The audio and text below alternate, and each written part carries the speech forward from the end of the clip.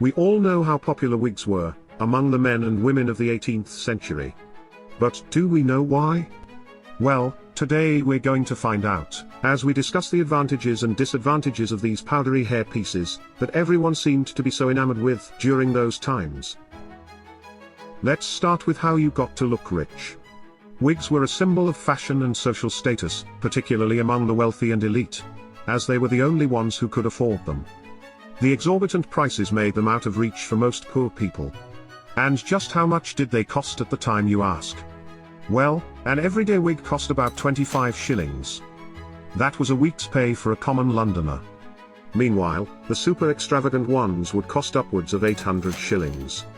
Wigs were initially popularized by King Louis XIV of France in the 17th century, when he began wearing them to cover his premature baldness. At the time, they were called perukes. A few years later, his English cousin King Charles II did the same, when he began experiencing premature graying, ultimately setting a trend that was soon adopted by the royal courts well into the 18th century.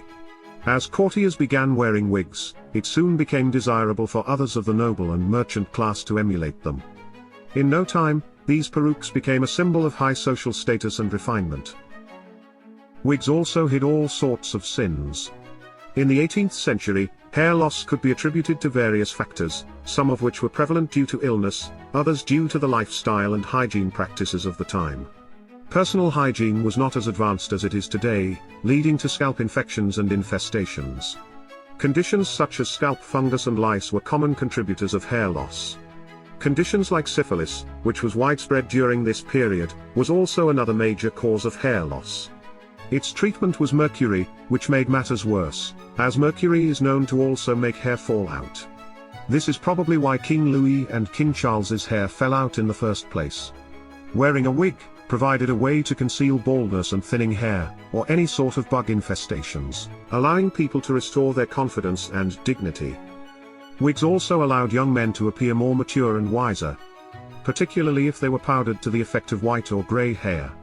And when the powders were infused with lavender essence, it kept the bugs at bay. Third, you got to look real official. At some point, wearing a wig became essential for formal occasions and professional settings. They were often worn by professionals such as lawyers, judges, high-ranking military officials, and politicians as part of their formal attire.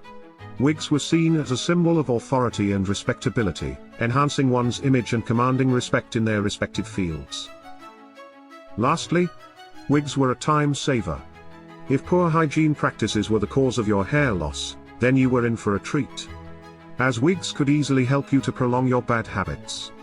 They helped cover up issues such as lice infestations and scalp infections, and could be cleaned more easily than natural hair. In an era where bathing was less frequent, and indoor plumbing was not common, why would you want to wash your own hair, when you could just wash your wig? Additionally, wigs helped to cover up any unpleasant odors emanating from unwashed hair. They were seen as a practical solution to maintaining a clean and presentable appearance. On the downside though, wigs could be heavy and uncomfortable to wear, particularly the elaborate ones. Some even caused sweating and itching, especially in hot and humid climates.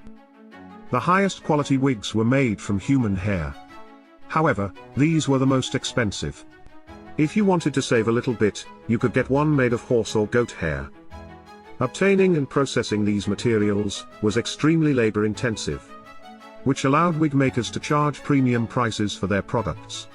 In a time of no credit cards, if you required a collection of wigs for various occasions, then you had better be prepared to pay that bill in full. Wigs were also quite often infected with bugs. Though many wore them to cover up their lice infestation, eventually the lice would migrate and infect the wigs too. Sometimes your wig arrived with its own infection, as many were made from animals that had been lying around the barnyard. No amount of powder would obliterate these bugs. When it came to covering up your initial problem, it was futile. Last, you didn't want to appear fake. Towards the late 18th century, many began to view the wearing of wigs as superficial. This was particularly prevalent among Enlightenment thinkers, who championed rationality and authenticity in personal expression. They saw wearing a wig as deceitful and inauthentic.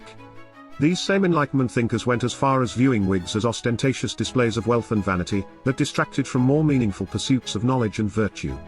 In a period marked by growing concerns about social inequality, and the distribution of wealth, wearing a wig could be seen as a bold display of your allegiance to the aristocracy. And in some countries undergoing a French Revolution, that type of showing off could cost you your head. Overall, while wigs offered certain aesthetics and social benefits in the 18th century, they also had drawbacks that could affect the comfort, finances, and self-image of the wearer. It was left up to the individual, depending on their health, wealth, or location, to determine whether or not it was worth the hassle.